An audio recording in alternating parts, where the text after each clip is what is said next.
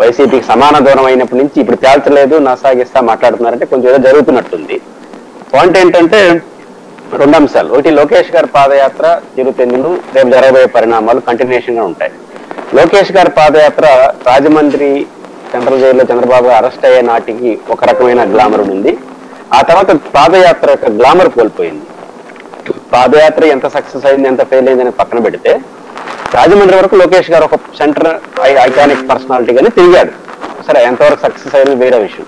కానీ రాజమండ్రి ఎప్పుడైతే అరెస్ట్ అయ్యారో చంద్రబాబు నాయుడు గారు, దాదాపు 40 రోజుల పాటు 50 రోజుల పాటు పాదయాత్ర బ్రేక్, అసందర్భమైన బ్రేక్, సందర్భం ఉండదు. ఒక 2 రోజులు 3 రోజులు అంత అరెస్ట్ అయితే అర్థం ఉంది, కానీ అది కంటిన్యూగా చేయకపోవడం అనేది ఆ పాదయాత్రకున్న గ్లామరు, ఆ పాదయాత్రకున్న స్వభావం కోల్పోయింది.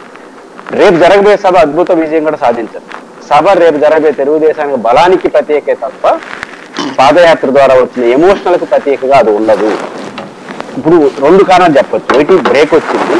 ఇతర పార్టీల నాయకులందరినీ పిలుస్తున్నారు అంటే, ఎన్నికల శంకరావంగా మారుస్తున్నారు అంటే అర్థం ఆ పాదయాత్రకున్న జనరల్ గ్లామర్ పోయినట్టే కదా. నిజానికి ఒక పాదయాత్ర ప్రారంభం నుంచి ఎండ్ పాయింట్ కి వచ్చే నాటికి ఐకానిక్ పర్సనాలిటీగా ఎంత ఎదిగితే అంత ఎదుగుతాడు. వాడు చుట్టూ రాజశేఖర్ రెడ్డిదైనా, చంద్రబాబు షర్మిలా గారిదైనా ఎవరిది ఉంటాయి. ఈయన దాన్ని రాజమండ్రి సెంట్రల్ జైలుతో పోగొట్టుకున్నాడు.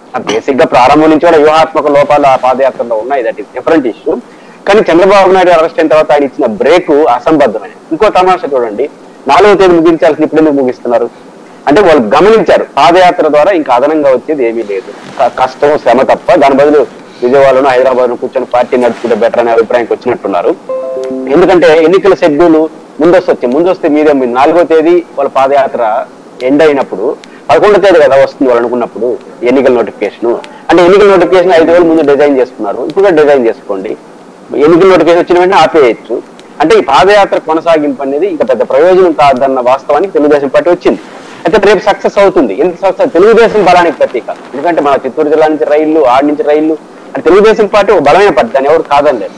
ఆ బలానికి ప్రతినిధిగా ఉంటుంది. రేపు వచ్చే సభ వాళ్ళు కాబట్టి పాదయాత్ర ద్వారా వచ్చిన శేష ప్రజానీకమని వాళ్ళు చెప్పచ్చేమో కానీ అది తెలుగుదేశానికి బలానికి ప్రతీకగా ఉంటుంది తప్ప లోకేష్ గారి పాదయాత్ర గారి యొక్క ఎమోషనానికి మాత్రం ప్రత్యేకగా ఉండదు. అది వాళ్ళ స్వయంకృత అపరాధం. ఇది మొదటి అంశం. 2వ అంశం, రేపు కృష్ణాంజనేయులు గారు ఒక యాంగిల్ చెప్పాడు. నాకు నిన్న మొన్న ఇంకొక యాంగిల్ వినిపిస్తుంది. అసలు పవన్ కళ్యాణ్ గారు సభకు రావడం తెలుగుదేశం శ్రేణులకు ఇష్టం లేదు అనేది ఒక నాకు వచ్చిన సమాచారం. కరెక్ట్ ఆర్ రాంగ్ నాకు తెలియదు, మీరే చెప్పాలి. ఎందుకంటే చిరంజీవి గారి సినిమా ఆడి వచ్చిన నాగబాబు గారు మొత్తుకుంటా ఉంటాడు, రాలేదురా బాబు పిలవకపోతే రాకపోతే మమ్మల్ని జయపవన్ అంటారు, ఇదేం కర్మరావు. ఈ సినిమా థియేటర్లు అంతా అదే గొడవ. సినిమా హీరో కదా. రేపు పవన్ కళ్యాణ్ ఆడికి వస్తే జన సైనికులంతా ఏమి డిమాండ్ చేస్తారు? లోకేష్ గారు ఎంత ఇంటర్నల్ గా సమర్థుడైనా కావచ్చు, మంచి వాయిస్ ఉన్న వ్యక్తి కాదు, అంటే బాగా మాట్లాడలేడు. చంద్రబాబు